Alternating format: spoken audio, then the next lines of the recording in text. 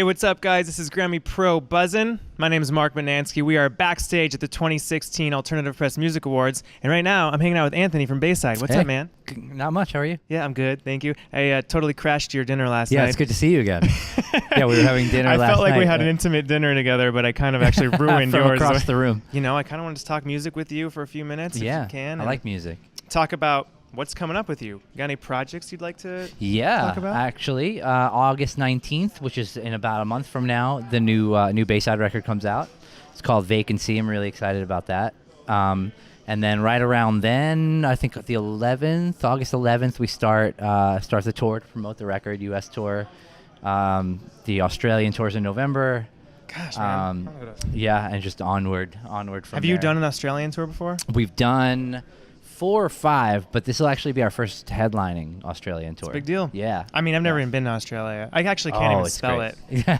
So you've got like a lot of heads up on me on that. It's cool. I'm looking forward to it. But I mean, we've been off the road for the most part for like 7 or 8 months, just working on the record and all that, waiting for the record to come out. So I've been a little spoiled, just been home with my daughter, chasing her around for months. So oh man, how old's your daughter? She's gonna be 3 soon. Oh, that's great. She's almost 3. So I've been a little spoiled hanging out at home, but I'm ready to, once the record comes out, it's go. I mean, question about, having a daughter, working on a record. Mm-hmm. I mean, has that changed your process in writing, recording, and what, Yeah, big time. being a dad? I used to just kind of, my writing process was very, whenever something strikes me, I work. Always sometimes I'm laying in bed about to fall asleep and I come up with something, I get out of bed and I go into the studio and I start working on it, or wake up and start working, or just when I could be out and about with friends and something comes up and I go home and I start working. Gotta go. But now with having my daughter, it's very different. I have to sort of like chisel out time to work, while she's at daycare. Those are my writing hours, or after she falls asleep, I work like while she's in bed at night. So now it's kind of been in those instances, if I'm out at dinner or if I'm just doing whatever, if I'm hanging out with her and I come up with an idea, I'll usually just sing it into my phone and kind of catalog the ideas. Thank you, technology. And then when she's at school or in bed or whatever and it's my time to work, I'll go back to all those ideas. And I mean, have you thought about this new record and you're like, okay, my daughter is going to grow up and hear this. Yeah. I mean, and she's going to like love it because you're her dad.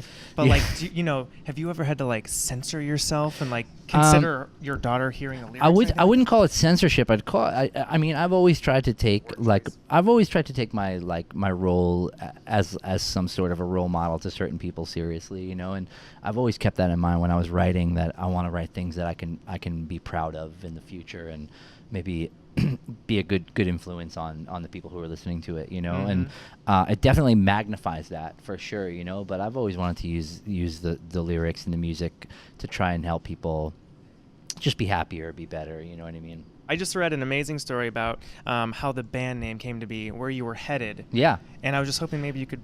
True story. We recorded our first... We had just all met. The band all met. We met in the early internet, the early stages of the internet, on a message board, and decided to start a band in Long Island. And we practiced for about 3 weeks and recorded our first demo. And we were going to see Newfound Glory play at a VFW hall in Long Island. And we wanted to give them our demo, but we didn't have a name yet. So we were driving to the show, and we had to write a name it was CDR. I love this. Yeah, we had to write a name on the CDR to give that because we were going to give it to them, and then, then we were just going to be famous, obviously. Totally. You know what I mean? That's We were how it going to give it works. to them, and then they were going to help us get a record deal, and they were going to take us on tour. So we had to write a name down, and we're driving to the show, and we passed by the Bayside train station on the way, and it's a big Bayside sign at the station, and we said, oh, just write that on it. Just write, just whatever, write that. And because it's the name of the town that I grew up in. So, and then it just stuck. And then for years, people have brought up Saved by the Bell, and I've had to explain how that's not where we got the name from.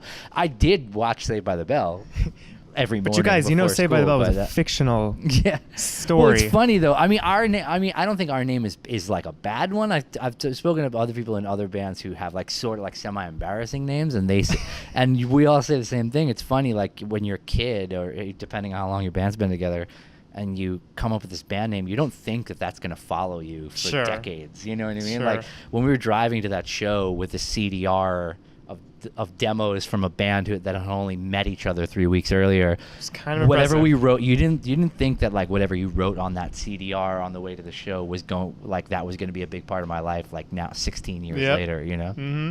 I mean, I appreciate that is a story I read. And I'm glad that it's accurate. It's 'cause totally I'm true. I'm definitely a big It's New Found totally Glory true, fan. and they're like my best friends now Well, too, that's and what I they was- love that story that's what I wanted too. to ask you. Yeah, What yeah. happened? Chad's like my best friend, and they love that story. So They you- think it's pretty you funny. made it? You gave we it to played them? it for them when we got there. Not only did we give it to them, we went kind of behind the building where all the vans were parked, and we hung out at their van, and testament to how nice guys they are, right? Because I don't know that I would do this, Sure. but so we hung out by their van and they put it in. They put the demo in, and we hung out like next to their van, like with the windows open, listening to it. You and must they have been sort of make tripping comments out. on it. And Chad remembers it. They remember it. They remember That's it happening, great. yeah. I love that story. Thank you Yeah. for sharing it. Yeah. August 19th, Vacancy by Bayside. Everywhere CDs and digital music is available. Yeah. Okay. Wherever that is. Thank you, guys. This is another edition of Grammy Pro Buzzin. I'm Marc Mutnansky. We'll talk to you later.